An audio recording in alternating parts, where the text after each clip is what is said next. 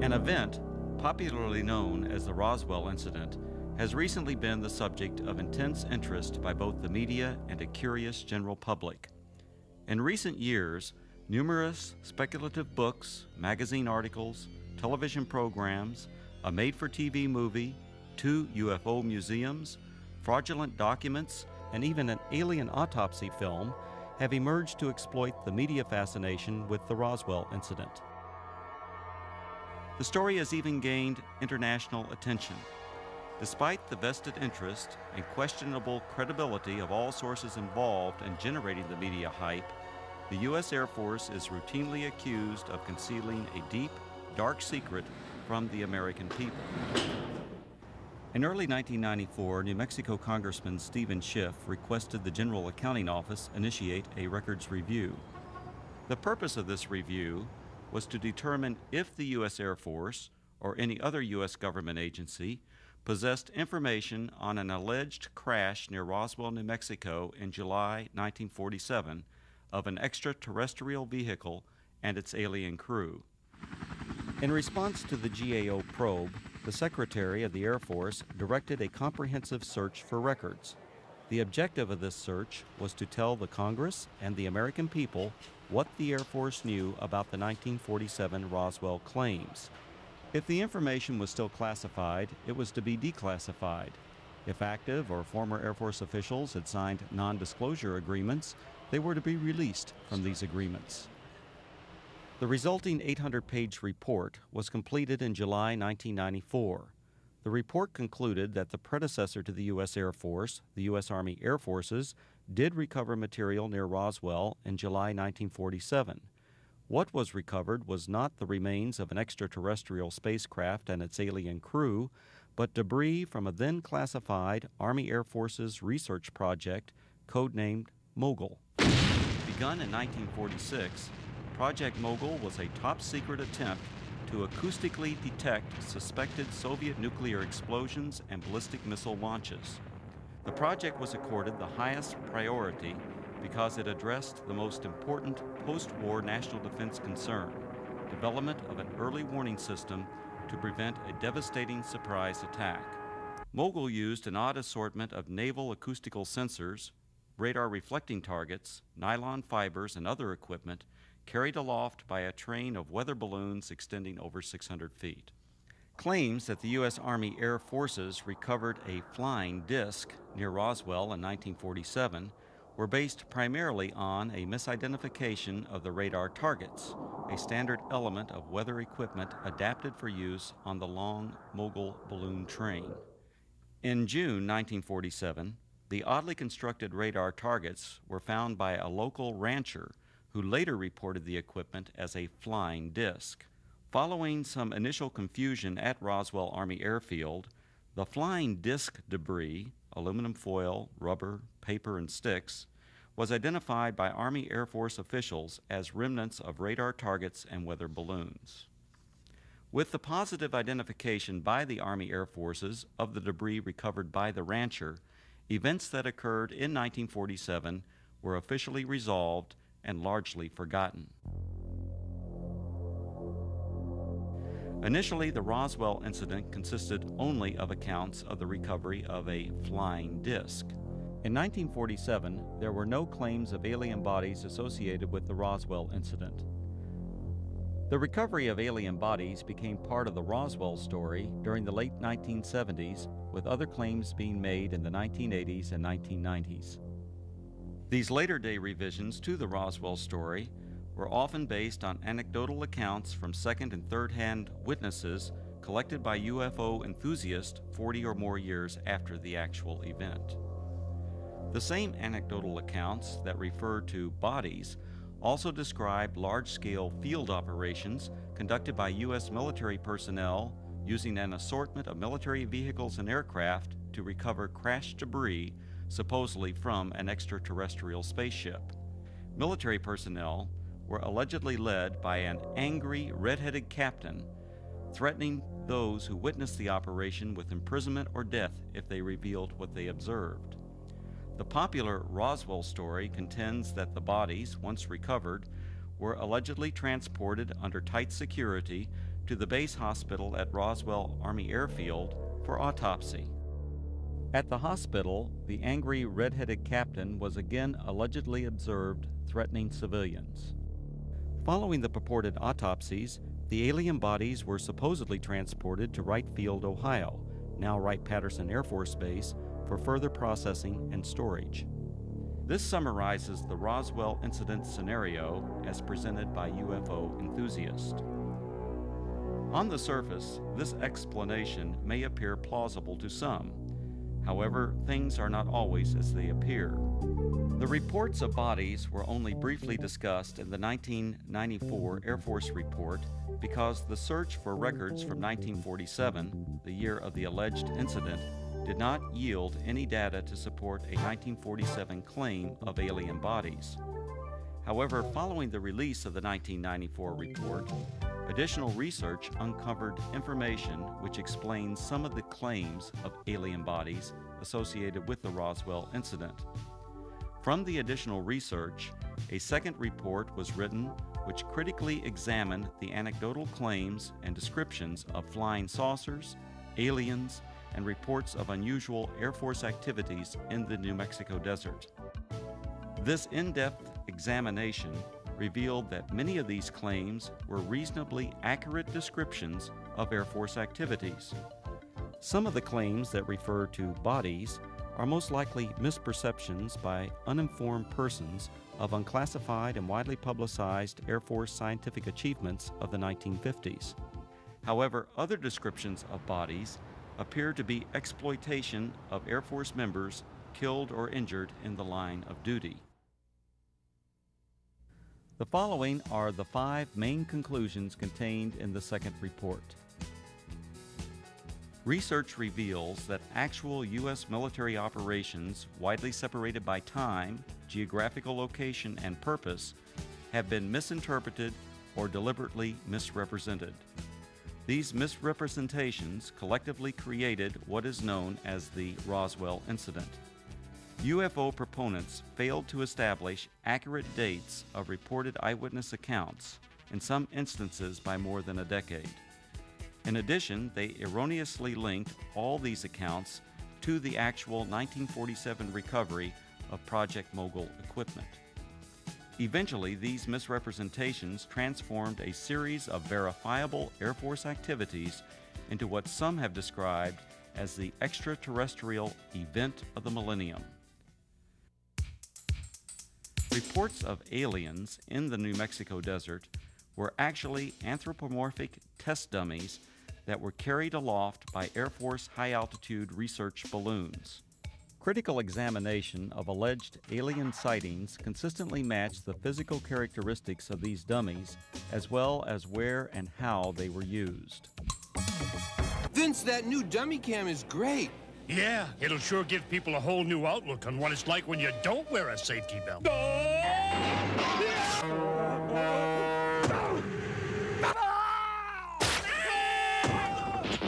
I think they'll get the picture. You could learn a lot from a dummy. Buckle your safety belt. Anthropomorphic dummies, also known as crash test dummies, are today easily identifiable and are even stars of their own successful auto safety advertising campaign. However, during the 1950s, public awareness was still decades away for these important scientific tools.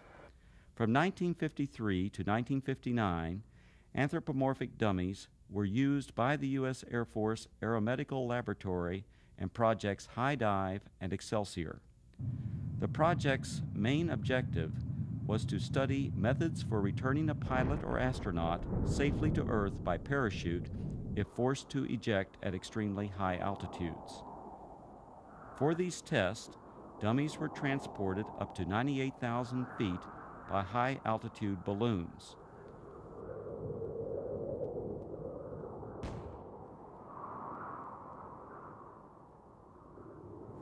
The dummies were released for a free-fall period, during which body movements and escape equipment performance were recorded by a variety of instruments.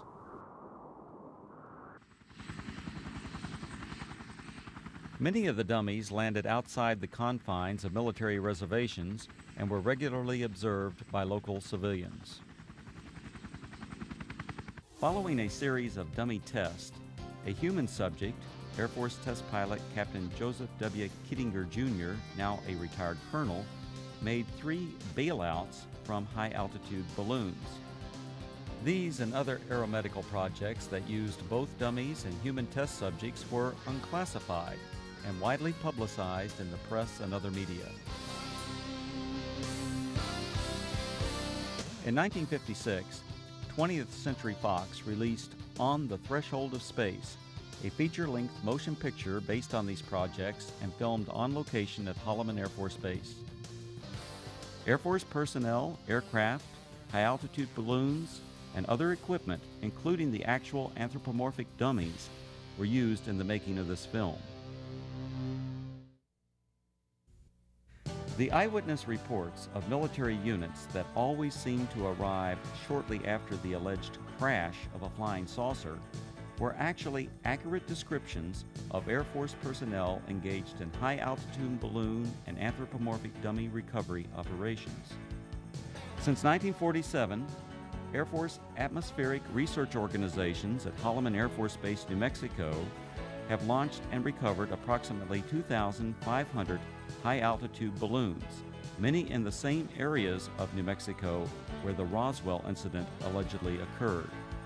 Additionally, the equipment, vehicles, and procedures used by the Holloman Air Force Base Balloon Branch, the unit that conducted most of the launches, are the same as that described by the reputed witnesses who claimed they saw the recovery of the flying saucer and alien crew. These huge Air Force high-altitude balloons, launched by the Holloman Balloon Branch, carried aloft a wide range of sophisticated and, from most perspectives, odd-looking devices. Much of this equipment was experimental and represented, for that era, the latest in space-age technologies. Payloads ranged from simple radio transmitters to sophisticated satellite components and NASA space probes. In fact, qualification trials for the NASA Voyager Mars and Viking space probes were flown by Air Force high-altitude balloons during the late 1960s and early 1970s. Ironically, these balloons were launched from the former Roswell Army Airfield, site of the originally alleged 1947 incident, and recovered on the White Sands Missile Range over 100 miles to the west.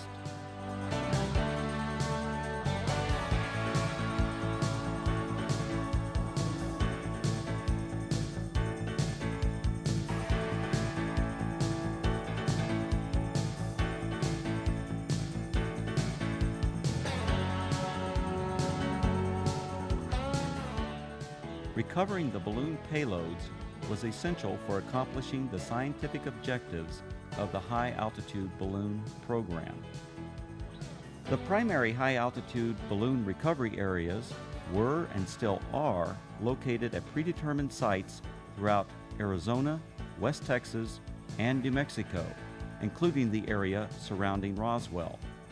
To retrieve the equipment many miles from Holloman Air Force Base, recovery personnel operated a variety of aircraft and vehicles. The exact vehicles described by the witnesses as having been present at the crashed flying saucer sites. To expedite these operations, the recovery crews tracked the balloons optically, electronically, and from aircraft which directed ground vehicles to the impact areas.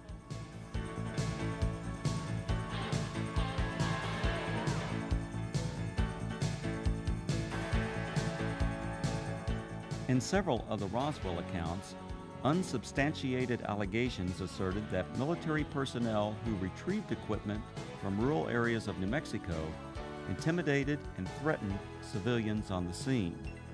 On the contrary, Balloon Branch personnel enjoyed good relations with the local community and often solicited their assistance following a balloon or payload landing. In the course of their activities, recovery personnel rented or borrowed tractors, bulldozers, snowmobiles, and even pack mules from local residents. The payloads, parachutes, balloons, and circling chase aircraft often draw crowds of curious onlookers from the local community. In fact, so many civilians are often present at balloon or payload landing sites, the scenes were once described by balloon branch personnel as being like the circus coming to town. Here's what it looked like this afternoon, floating from east to west over town. It was way up there, all right, some 25 miles over our heads, the Air Force later told me. The giant helium-filled balloon eventually collapsed, falling to Earth like 1,000 pounds of cellophane, landing on the Gila Indian Reservation southwest of Phoenix. A short while later, we spotted this, a large parachute, perhaps 100 feet across. Dangling beneath it was some sort of a silver box that made a rather hard landing. This is what had been attached to that balloon, we would later find out. There were no markings on it, no way at all of telling what it was. Then the Air Force pulled up. Excuse me, we don't mean to be too nosy, but about 1 million people in Phoenix are dying to know. What is it? What is it? Yeah. This is a scientific payload that was launched from Holloman Air Force Base in New Mexico. How far are we? About 400 miles? Okay, it went up to approximately 125,000 feet in the air, carried aloft by an 11 million cubic foot balloon. So there you have it, an Air Force experiment to gather information on gases in the upper atmosphere. Thank goodness it was one of ours. Len Clements, News Center 10. In addition to high-altitude balloons, the Holloman Balloon Branch also launched low-altitude tethered balloons. These tethered balloons may have inspired at least one account of an alien craft associated with the Roswell incident. In a popular book, the authors present a drawing of a crashed spaceship, allegedly given to them by an anonymous witness. When this drawing is compared to a photograph of an experimental tethered balloon flown at Holloman Air Force Base in March 1965, the similarities are undeniable.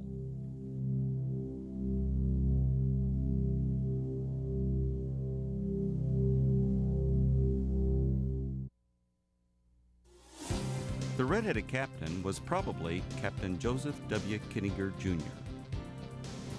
Captain Kittinger served as the project officer or pilot in all three of the Air Force's manned high-altitude balloon projects, Man High, Excelsior, and Stargazer. Captain Kittinger was present at many balloon and dummy launch and recovery sites throughout the southwest United States during the 1950s and early 1960s. However, other than the allegations made by UFO proponents, there is no evidence of any kind that Kittinger confronted or threatened civilians. Colonel Kittinger's achievements as an Air Force test pilot are legendary. He has the standing world record parachute jump from nearly 20 miles.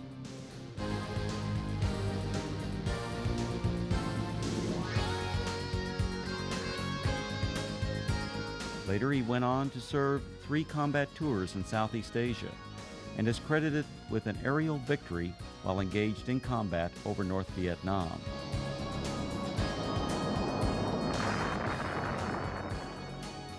After over 480 combat missions, Colonel Kittinger was shot down over North Vietnam and spent 10 months as a prisoner of war in the infamous Hanoi Hilton before being repatriated in March 1973. Colonel Kittinger made history again after retiring from the Air Force. In 1984, he accomplished the first solo crossing of the Atlantic by balloon. The final and most disturbing conclusion of the second Roswell report is the apparent exploitation of Air Force members killed or injured in the line of duty to perpetuate the alleged sightings of alien bodies. Claims of bodies at the Roswell Army Airfield Hospital were likely a combination of several aircraft accidents and an unusual manned balloon mishap. One aircraft accident occurred on June 26, 1956. 11 Air Force members died when their fully loaded KC-97 tanker aircraft experienced a propeller failure 4.5 minutes after takeoff. The crash site was approximately 9 miles south of the former Roswell Army Airfield, renamed Walker Air Force Base in 1948. The badly burned bodies of the 11 crewmen were identified and processed at the Walker Air Force Base Hospital. The alleged claims of bodies at the base hospital can be traced to a single witness whose descriptions closely matched the condition and the circumstances under which these victims were identified. Furthermore, claims of bodies attributed to specific Air Force personnel are unsubstantiated. Some of these individuals were not even present at Roswell Army Airfield in July 1947. The balloon mishap occurred during a low-level training mission for backup pilots in the Project Excelsior high-altitude manned balloon program. This unusual accident occurred approximately 10 miles northwest of Walker Air Force Base on May 21, 1959. One of the three crewmen, Captain Dan D. Fulgham, now a retired colonel, was injured during landing. Following the mishap, Captain Fulgham and the other balloon crew members were transported to the Walker Air Force Base Hospital via a chase helicopter that followed the training mission for emergency purposes. Upon arrival at the highly secure Strategic Air Command base, the balloon crew was met by armed Air Force security personnel who remained with the crew until their identities were confirmed. As the Excelsior project officer and instructor pilot for this mission, the red-headed Captain Kittinger accompanied the balloon crew to the hospital. At the Walker Air Force Base Hospital, Kittinger and Fulgham were apparently observed by individuals who later related this unusual incident. Elements of this actual event now appear to be part of the Roswell story. Captain Fulgham was treated for an injury that caused his head to swell beyond its normal size. The injury, described as a traumatic hematoma, was not serious. On a specially arranged flight several days after the accident, Fulgham returned to Wright-Patterson Air Force Base, Ohio, where he made a complete recovery. Fulgham went on to distinguish himself as a test parachutist and physiologist for the space program. He later flew F-4s in Southeast Asia, adding to his combat record as a fighter pilot during the Korean War. When critically examined, the Roswell incident is exposed as a conglomeration of many events, including aircraft accidents that occurred over several decades. Misidentification of anthropomorphic dummies and experimental balloon-launched devices, combined with Air Force balloon operations portrayed as mysterious flying saucer and alien recovery teams, transformed verifiable events into what is now known as the Roswell incident. The U.S. Air Force and its predecessors have been the unsurpassed innovators in aerospace technology. Legendary Air Force leaders throughout this century have used technological advances to establish the U.S. Air Force as a premier military service.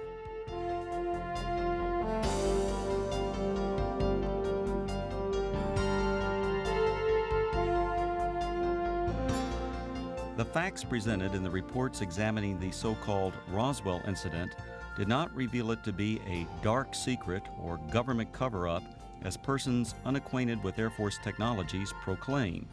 Instead, these studies identified a collection of events that exemplify the technological leadership, dedication to duty, and continuing noble sacrifices of the men and women of the United States Air Force.